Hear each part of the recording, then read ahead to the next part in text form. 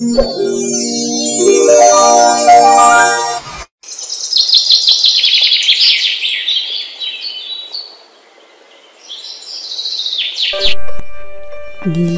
के जंगल में टुनटुनी चिड़िया अपनी एक बेटी के साथ रहती थी जिसका नाम सुनहरी था।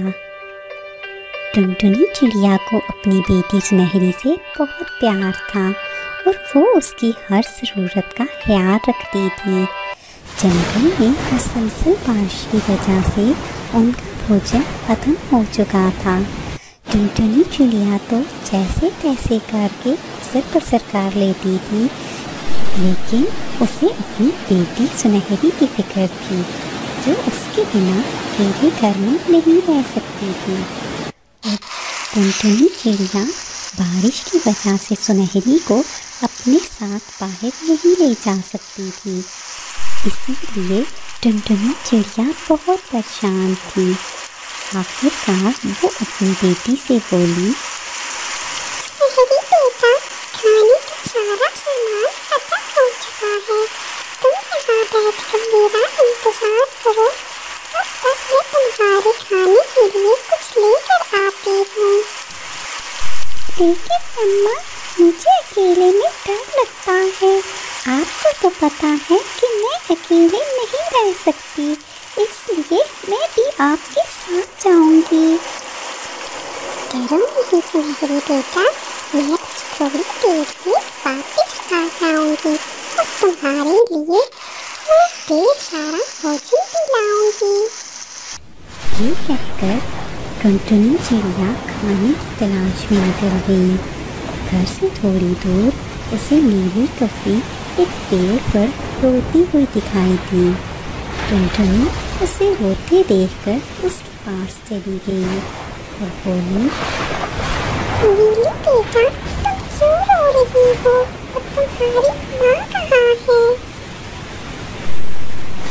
टुनटुनी आंटी, कल जब तेज बारिश, आंधी और तूफान था तो उसमें हमारा घर टूट गया और मेरी माँ का उसमें दांत हो गया है। अब मैं इस दुनिया में अकेली हूँ और मेरा कोई भी नहीं है। ऐसे नहीं कहते, आज से मैं तुम्हारी माँ हूँ और तुम मेरे साथ मेरे घर में रहोगी। ये कहकर टुनटुनी चिड़िया नीली कौवी को अपने साथ लेकर अपने घर आ गई। देखो सुनहरी बेटा, मैं तुम्हारे लिए एक पेन लेकर आई हूँ। तुमने कहा था ना कि तुम्हें अकेले में डर लगता है। आइंदा ये तुम्हारे साथ रहेगी और तुम्हें डर भी नहीं लगेगा और तुम दोनों एक दूसरे से मिलकर खूब खेलना और मजे करना। सुनहरी चिड़िया भी नीली कौवी को देखकर बहुत खुश हुई। टुनटुनी नीली कौवी का ख्याल बिल्कुल अपनी सुनहरी की तरह रखती थी और उसे माँ की कमी महसूस न होने देती थी। इस कहानी से हमें ये सबक मिलता है कि हम प्यार और मोहब्बत से किसी के दिल में भी अपना घर कर सकते हैं।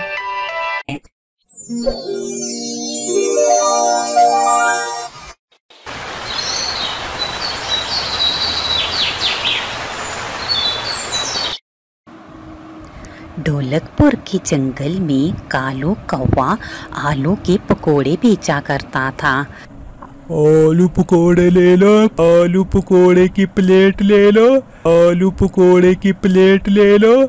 जंगल में रहने वाले सारे पक्षियों को उसके बने हुए आलू पकोड़े बहुत पसंद थे। एक दिन जब कालू कौवा अपना काम खत्म करके घर जाता है तो उसकी पत्नी टुनटुनी कहती है, ये क्या जी, आज आप इतनी जल्दी घर आ गए?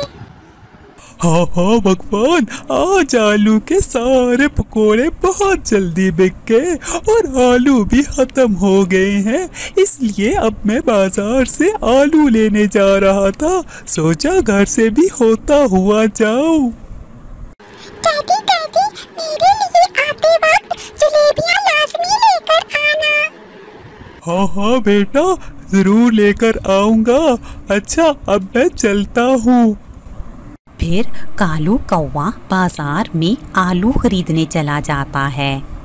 भाई, ये आलू किस तरह किलो दे रहे हो? अरे ये आलू तो 300 रुपये किलो हैं। अरे बाप, ये आलू तो बहुत महंगे हैं। ये 300 रुपये किलो कब हो गए? अगर इतने महंगे लग रहे हैं भाई साहब तो कोई और सब्जी ले लो। ऐसे भी पूरे बाजार में सिर्फ एक मैं हूँ जो 300 रुपये किलो दे रहा हूँ। बाकी सब पक्षी तो 350 रुपये पर किलो दे रहे हैं। फिर कालू कौवा 1 किलो आलू लेकर घर आ जाता है।